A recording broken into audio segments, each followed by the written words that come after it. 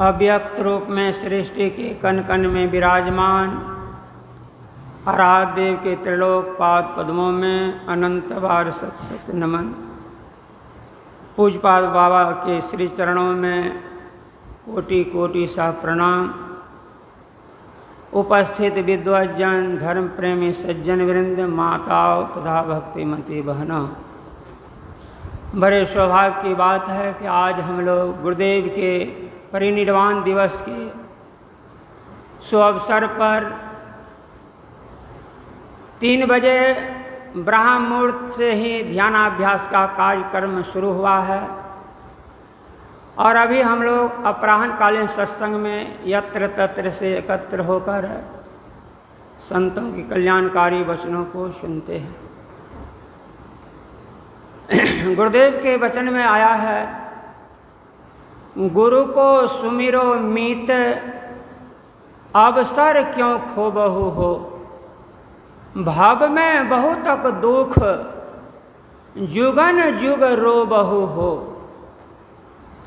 चहु खानिन में दुर्लभ नर को देह, सो तनु धरि के मुक्ति जतन करि लेहु हो। केवल नर ही तन से मुक्ति को पावहु, आते यातन दुर्लभ मुक्ति कमावहु। मुक्ति कमावहु झटपट विलम्ब न लावहु, तन छन भंगुर नहीं गफिलावहु। पल पल छीजत देह रहत छीजत सदा, औचक ही गिरी जाए रहत छीजत सदा। गुरु महाराज कहते हैं, गुरु को सुमरो मीत, कितना प्यार से कहते हैं। भव में बहुतक दुख, भव कहते हैं संसार को।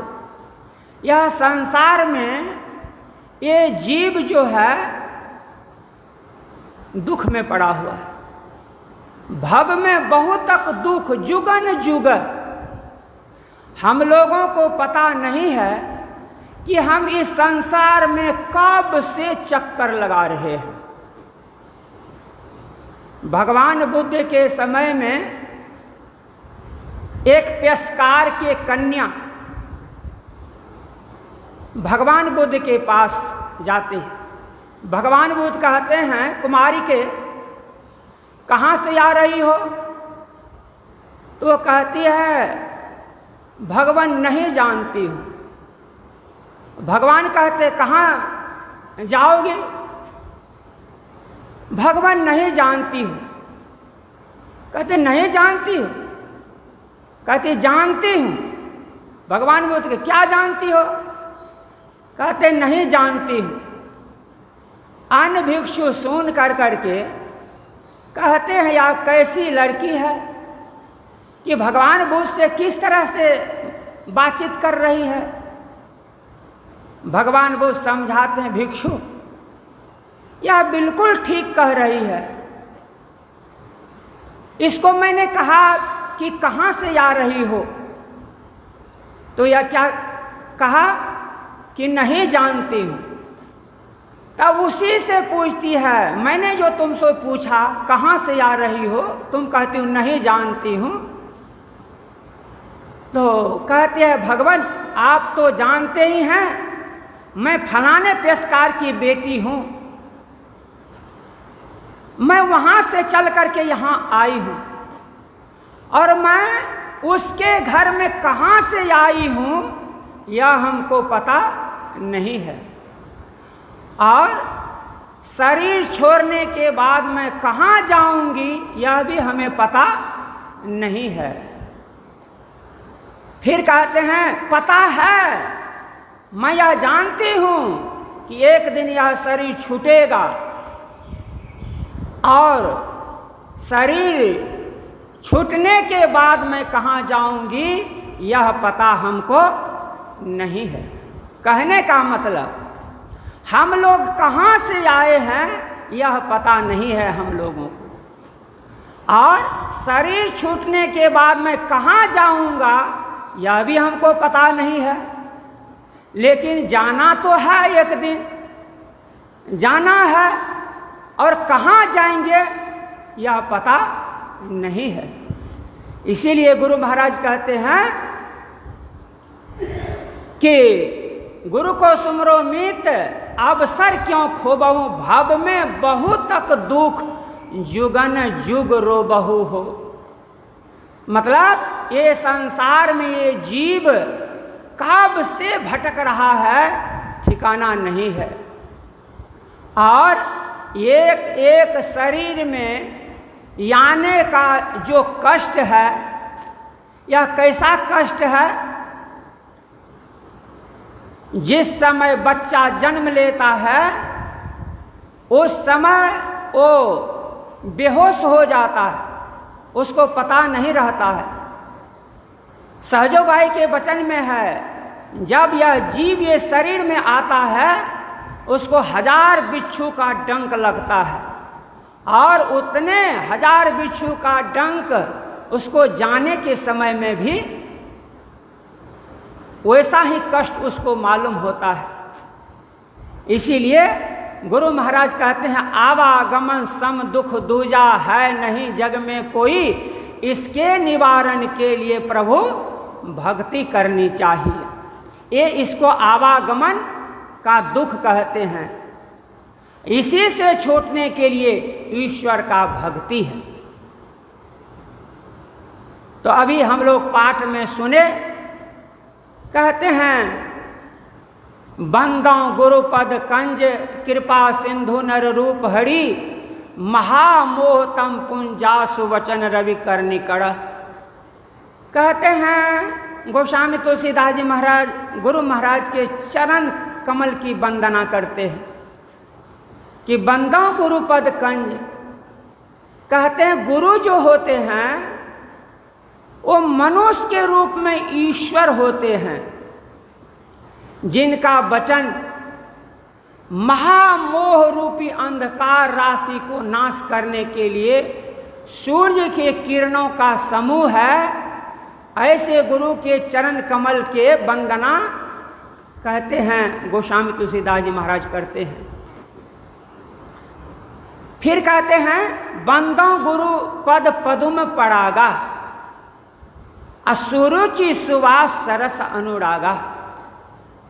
कहते हैं कि गुरु महाराज के चरण रज को मैं प्रणाम करता हूँ, जो अच्छी रुचि और प्रेम को उत्पन्न करने वाले सार सहित है।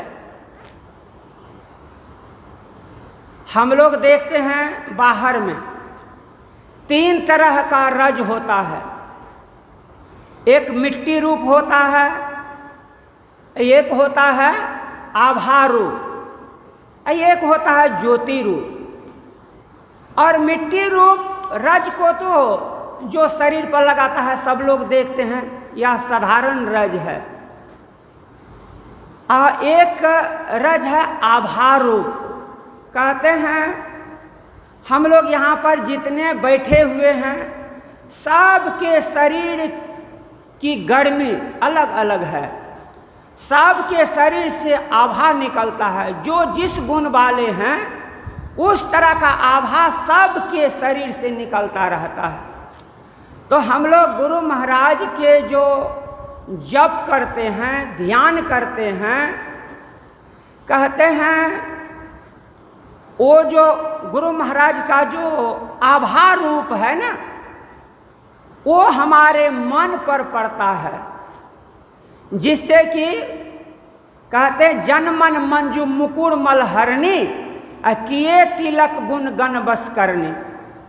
कहते हैं ये आभा रूप रज जो है ये मन पर लगता है। मन पर लगता है तो पापों के संस्कार जन्मों के मेरे हैं जो दया कर क्षमा कर मिटाना।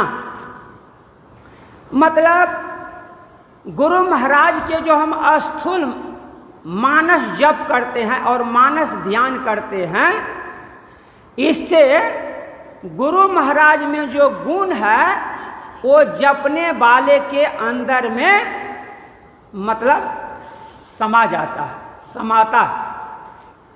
जिस तरह से एकलव्य द्रोणाचार्य जी महाराज के मानस ध्यान करते थे। अब मानस ध्यान कर करके द्रोणाचार्य में जो गुण था वह सारा गुण आ गया किन में? एकलव्य में आ गया। इसी तरह से हम लोग जो मानस जप करते हैं, मानस ध्यान करते हैं, गुरु महाराज में जो गुण है वह हमारे मन पर, हमारे मन को पवित्र करता है, हमारे मन को शुद्ध करता है। इसीलिए हम लोग मानस जप करते हैं और मानस ध्यान करते हैं। अमीय मूढ़ी मय चूरन चारु, कहते इसको अमृत मिश्रित जड़ी कहा गया। हम लोग जो मानस जप करते हैं, मानस ध्यान करते हैं, कहते इसको अमृत मिश्रित जड़ी कहा गया है। हम लोग बराबर सुनते हैं अमृत मिश्रित जड़ी कैसा होता है। जब लक्ष्मण जी को शक्ति बाण लगा और जब क्या कहते हैं हनुमान जी वैद्य सुखैन को लंका से लाया गया तो वैद्य सुखैन मतलब पहाड़ में से 4 जड़ी निकालते हैं। 4 जड़ी क्या निकालते हैं?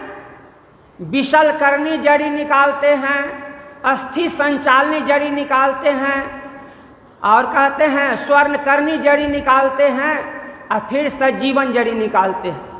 कहने का मतलब मेघनाद के बाण से जो लक्ष्मण जी के शरीर में विष भरा था, विशल करनी जड़ी देने से लक्ष्मण जी के शरीर से सारा विष निकल गया। कहते हम लोग जो मानस जप करते हैं ये क्या है? हम लोगों का जो मन विषय में पसरा हुआ है, ये मन को समेटने के लिए, बाहर से समेटने के लिए हम लोग को गुरु महाराज मानस जप करने के लिए बताया। एक नाम का जप, कहते हैं विषय से छूटने के लिए ये एक नाम का जप है। तो फिर कहते हैं अस्थि संचालनी जड़ी। अस्थि संचालनी जड़ी मतलब मेघनाद के बाण से जो लक्ष्मण जी के हड्डी टुकड़े टुकड़े हो गए थे, अस्थि संचालनी जड़ी देने से सारा हड्डी अपने अपने जगह पकड़ लिया। गुरु महाराज ने हम लोगों को वही जड़ी मानस ध्यान बताया है।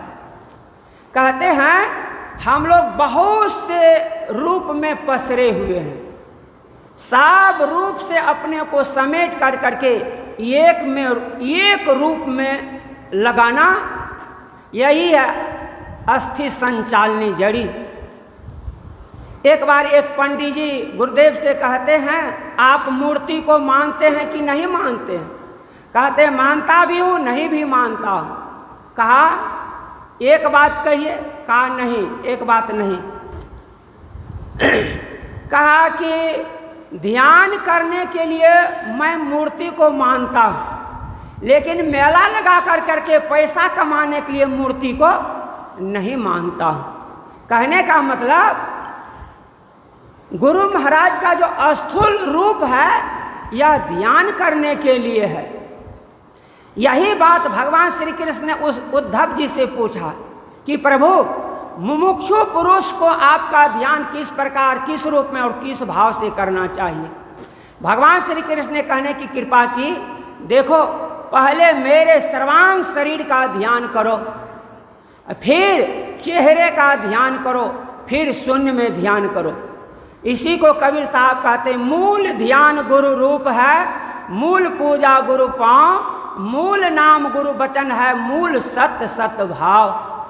नानक देव जी महाराज कहते गुरु की मूर्ति मन महि ध्यान, गुरु के शब्द मंत्र मनुमान, गुरु के चरण हृदय ले धारऊ, गुरु पार ब्रह्म सदा नमस्कारऊं। तो इस तरह से कहते हैं मानस जप और मानस ध्यान, ये जो है ना ये स्थूल सगुण रूप उपासना है। ये बाहर से अपने को समेटने के लिए फिर कहते हैं शून्य ध्यान। शून्य ध्यान क्या है? कहते हैं ध्यान को ध्यान नहीं कहते हैं, शून्यगत मन को ध्यान कहते हैं। ध्यानंग निर्विष्यंग मनः कहते हैं, बिंदु ध्यान उसको कहते हैं कि हमारा मन शून्य हो जाए, खाली हो जाए, वही कहते हैं। ध्यान को ध्यान नहीं कहते हैं, शून्यगत मन को ध्यान कहते हैं। यही है बिंदु ध्यान। बिंदु ध्यान में हमारा मन बिल्कुल शून्य हो जाए। ध्यानंग निर्विष्यंग मनः, हमारा मन निर्विषय हो जाए, कोई विषय हमारे मन में नहीं रहे, यही है बिंदु ध्यान। गुरु महाराज कहते हैं, को रूप को न देखूं, एक बिंदु सब में पेखूं, रिद्धि सिद्धि को न लेखूं, ऐसी सूरत सिमटा दो। कहते हैं इस तरह से अपने सूरत को समेटिए, एक बिंदु पर हमारा दृष्टि अस्थिर हो जाए, मन बिल्कुल खाली हो जाए, यही है कहते हैं, इसी को ध्यान कहते हैं।